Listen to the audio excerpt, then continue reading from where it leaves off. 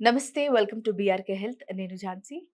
మీలో చాలామంది మోకాలు నొప్పులతో, తిమ్మిళ్ళతో, అలాగే కొన్ని కైండ్ ఆఫ్ జాయింట్ పెయిన్స్ ఉంటాయి. షోల్డర్ పెయిన్ ఉంటుంది, నీ పెయిన్ ఉంటుంది. ఈ కైండ్ ఆఫ్ పెయిన్స్ ఏవైతే ఉంటాయో అంటే ఏ రకమైన నొప్పులున్నా, వాతం ఉన్నా సో, వీటన్నిటికి మన ఆయుర్వేదంలో ఏదైనా చిట్కా ఉందా? ఏదైనా రెమెడీ ఉందా? అని చాలామంది అనుకుంటారు. ఎందుకంటే చాలామంది కొంతమంది ఏంటి అనంటే బయటేమన్నా హాస్పిటల్స్‌కెళ్తే ఏమైనా చెక్ చేసి మరి సర్జరీ చేయమంటారేమో అని అక్కడ భయపడుతుంటారు. అసలు హాస్పిటల్ అంటేనే చాలా మటుకు భయపడుతుంటారు. ఒకరు చెప్పుకోవడానికి భయపడుతుంటారు. అలాంటి వాళ్ళు ఏంటి అనంటే అరే! మనకి ఎవరైనా ఒక చిన్న ఇంటి రెమెడీ చెప్తే బావుండు.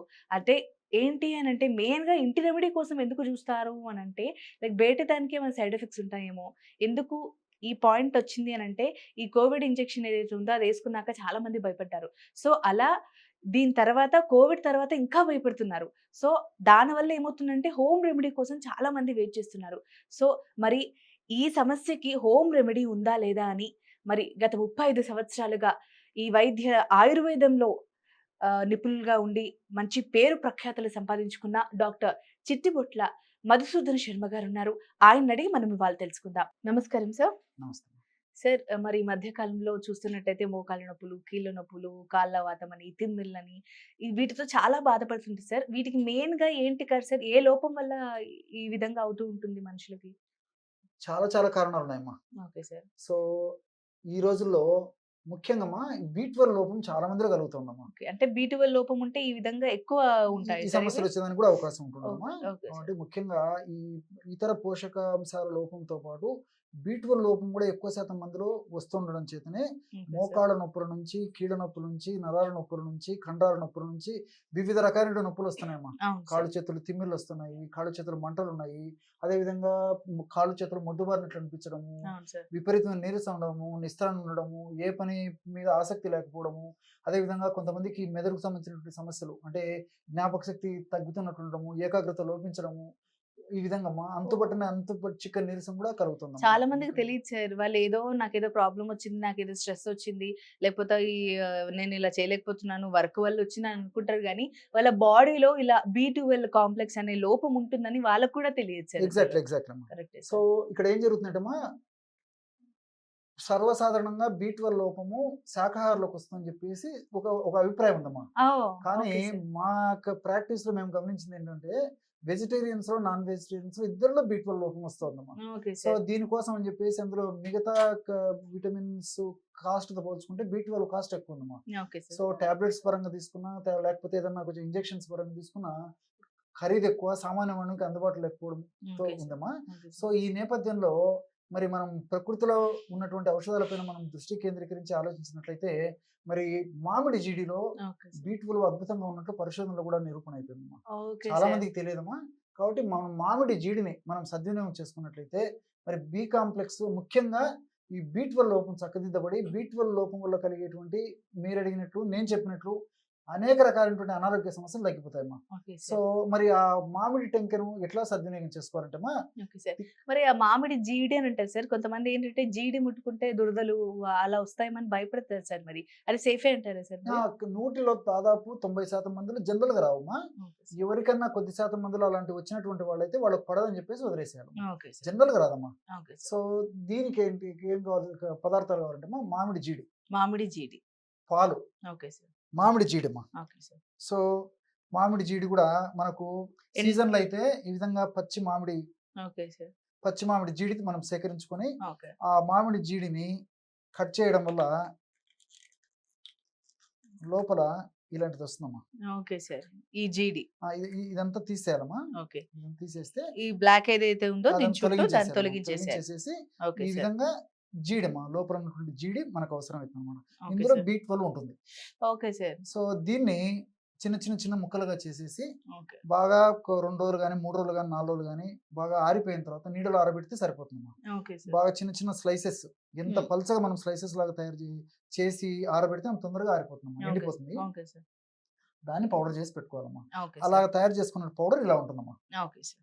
సో, లేనప్పుడు ఒకవేళ అన్ సీజన్‌లో మరి మామిడి పళ్ళు దొరకనటువంటి సీజన్‌లో ఏం చేయాలంటే ఆల్రెడీ మనకు ఆన్‌లైన్‌లో ఈ యొక్క పౌడర్ దొరుకుతుంది. ఆహా! ఈ ఆహ్, మధ్య అన్నీ దొరికేస్తున్నాయి ఇబ్బంది సార్. లేదమ్మా. హ్మ్. కాబట్టి మనసుంటే మార్గం ఉంది. హ్మ్. సో, ఒక సీజన్‌లో మనం సేకరించుకొని తయారు చేసుకోలేకపోయినా ఆన్‌లైన్‌లో గానీ, లేకపోతే ఆయుర్వేద ఔషధ విక్రయశాలలో గానీ కూడా మనం మామిడి జీడిని తెప్పించుకొని వాడుకోవచ్చమ్మా. జీడి పొడి దొరుకుతుందమ్మా. Okay sir. సో, రెండవదేంటంటే బెల్లం. బెల్లం, మూడవదొచ్చేసి పాలు. పాలు. ఈ 3 పదార్థాలతోనే ఓకే మనం ఈ సార్. బి12 లోపాన్ని బెల్లం, పాలు. అధిగమించవచ్చమ్మా.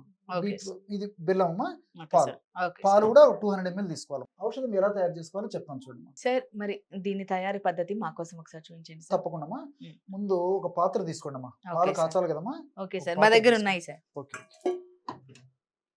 ఇదిగోండి సార్. ఈ విధంగా ఒక పాత్ర తీసుకోండమ్మా. Okay sir. ఓకే. ఇందులో 200 ఎంఎల్ మిల్క్ చెప్పాను కదమ్మా! అవును సార్. 200 మిల్క్‌లో హ్మ్. 100 ఎంఎల్ మాత్రమే ఇందులో పోసేయాలమ్మా. Okay sir. అర్థమైంది కదా తల్లి? హ్మ్. 100 ఎంఎల్ మాత్రమే ఇందులో మిల్క్ పోయాలి. Okay sir. మిగతా 100 ఎంఎల్ హ్మ్. ఎలా తయారు చేసుకోవాలో చెప్తాను చూడమ్మా. Okay sir. ఎందుకంటే ఒకేసారి ఈ 200 ఎంఎల్ మిల్క్‌లో మనం మామిడి జీడి పొడి కలిపితే కలవదమ్మా. అవును సార్. ముద్దలు ముద్దలు వచ్చేస్తుంది. అవును. కాబట్టి ఏమంటే మామూలు పాలల్లో అది కరిగించేసి బాగా కలిసిపోయిన తర్వాత ఈ ఈ మిగిలిన పాలలో కలిపేసి వేడి చేయాలమ్మా. Okay sir. సో, ఇప్పుడు 100 మిల్లీలీటర్ల పాలు ఇందులో తీసుకున్నాం కదమ్మా! అవును సార్. అదే విధంగా పక్కన మిగిలిన 100 మిల్లీలీటర్ల పాలు ఈ విధంగా తీసుకొని హ్మ్. ఇందులో మామిడి జీడి పొడమ్మా. Okay sir. మామిడి జీడి పొడి ఒక టీ స్పూన్ అంటే ఇంచుమించు ఒక 5 గ్రామ్స్ పొడమ్మా. ఓకే ఇందులో సార్. కలిపేసేయాలి. Okay so, sir. ఈ విధంగా మామూలు పాలలో అంటే కాచకుండా చల్లగా ఉన్నటువంటి పాలల్లో అయితే హ్మ్. ఈ మామిడి జీడి పొడి బాగా సులువుగా కరిగిపోతుందమ్మా. Okay sir. లేకపోతే నేను ఇంతకుముందు చెప్పినట్టు ఈ వేడి పాలల్లో ఈ మామిడి జీడి పొడేసినప్పుడు ముద్దలు ముద్దలుగా అయ్యేటువంటి అవకాశం ఉంటుంటుంది కాబట్టి ముందు బాగా కలుపుకోవాలమ్మా. Okay sir.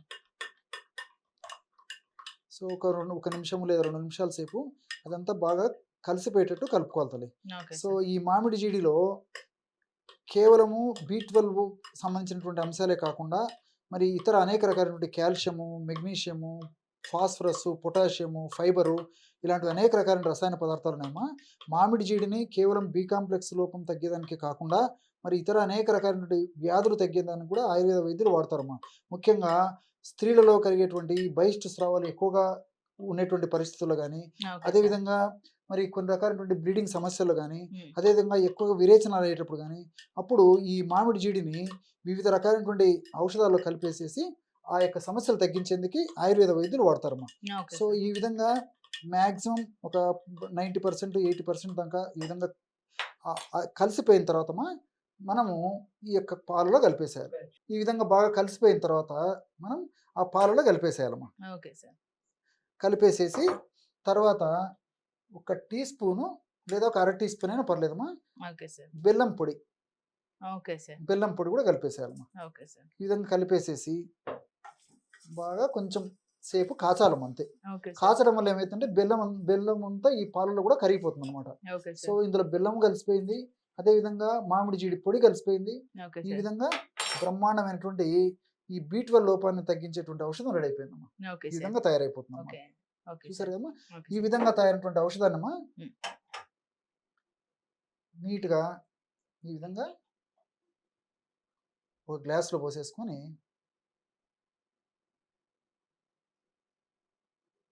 రోజు ఒక్కసారమ్మా ఉదయం పూట మనం టీ, కాఫీ తాగినట్లు టీ గాని, కాఫీ గాని పాలు తాగుతామమ్మా. ఆ విధంగా ఉదయం పూట రోజు ఒక్కసారి, లేకపోతే సాయంత్రం పూట అయినా రోజు ఒక్కసారి, లేదా రాత్రి పడుకునేటప్పుడైనా రోజు ఒక్కసారి.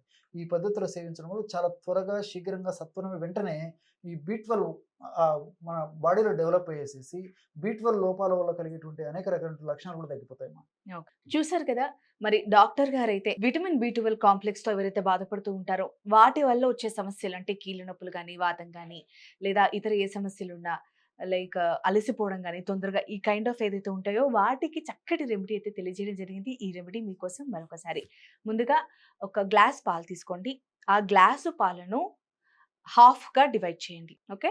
దాని తర్వాత మామిడికాయలైతే తింటారో, ఆ మామిడికాయలో టెంక ఉంటుంది గదా! ఆ టెంకలో జీడి ఉంటుందన్నమాట. మామిడి జీడి ఉంటుంది. దాన్ని మంచిగా అంటే ఫస్ట్ టెంకల్ని మీరు ఎండబెట్టండి. ఎండబెట్టిన తర్వాత జీడి గింజలనేవి మీకు దొరుకుతాయి. అది శుభ్రంగా ఉన్న వాటిని మాత్రం తీసుకొని ముక్కలుగా కట్ చేసి దాన్ని కూడా ఎండబెట్టండి. ఎండబెట్టిన తర్వాత దాన్ని పొడిగా చేసుకొని పక్కన పెట్టుకోండి. ఆ తర్వాత కొంచెం బెల్లం పొడి దొరుకుతుంది. లేదా బెల్లం గడ్డ గనుక మీకు దొరికినట్టయితే దాన్ని పొడిగా చేసుకోండి.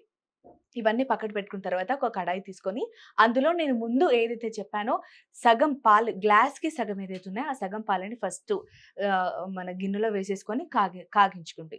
దాని తర్వాత సెపరేట్ మిగిలినవి ఏవైతే ఉన్నాయో 50 అంటే గ్లాస్‌కి సగం పాలు ఏవైతే ఉన్నాయో ఆ పాలలో మనము ఇంతకుముందు చెప్పుకున్నట్టుగా మామిడి జీడి గింజలతో ఏదైతే పొడి చేసామో ఆ పొడిని కలిపేసుకోండి. ఎందుకంటే ఈ విధంగా కలపడం వలన ఆ పొడి మంచిగా మిక్స్ అవుతుందనమాట. డైరెక్ట్‌గా కాగిన పాలల్లో వేస్తే అదేమవుతుందంటే గడ్డలు గడ్డలుగా ఉండిపోతుంది. కాబట్టి సెపరేట్‌గా మనం మిగిల్చుకున్న పాలల్లో ఈ మామిడి జీడి గింజల పొడి ఏదైతే ఉందో దాన్ని మంచిగా కలిపేసుకొని ఆల్రెడీ కాగుతున్న పాలల్లో కలిపేసుకోండి. అలా కలిపేసుకున్న తర్వాత ఒక స్పూను అలా మనం బెల్లాన్ని యాడ్ చేసుకొని మంచిగా మరిగించేసుకొని పొద్దున, రాత్రి తాగితే గనక ఎవరైతే బి12 లోపంతో బాధపడుతూ ఉంటారో వారందరికీ మంచి ఉపశమనం లభిస్తుంది. సో, మీకు ఈ వీడియోని కనుక నచ్చినట్టయితే లైక్ చేయండి, షేర్ చేయండి, సబ్స్క్రైబ్ చేయండి. అలాగే మీకు ఇంకా ఎటువంటి సమస్య ఉన్నా, హోమ్ రెమెడీ కావాలని కోరుకున్నా, అలాగే మరి స్వయంగా మీరు చూస్తూనే ఉండొచ్చు ఇప్పటివరకు వీడియోలు. డాక్టర్ చిట్టిపొట్ల మధుసూదన శర్మ గారు చెప్పిన రెమెడీస్ అన్నీ చాలా బాగా పనిచేస్తున్నాయి. సో, సార్ ద్వారా మీ సమస్యకి మంచి రెమెడీ దొరికేలా మేము చేస్తాం. ఇది ఇవాల్టి ఎపిసోడ్. మరొక ఎపిసోడ్‌లో మళ్ళీ కలుద్దాం. నమస్తే.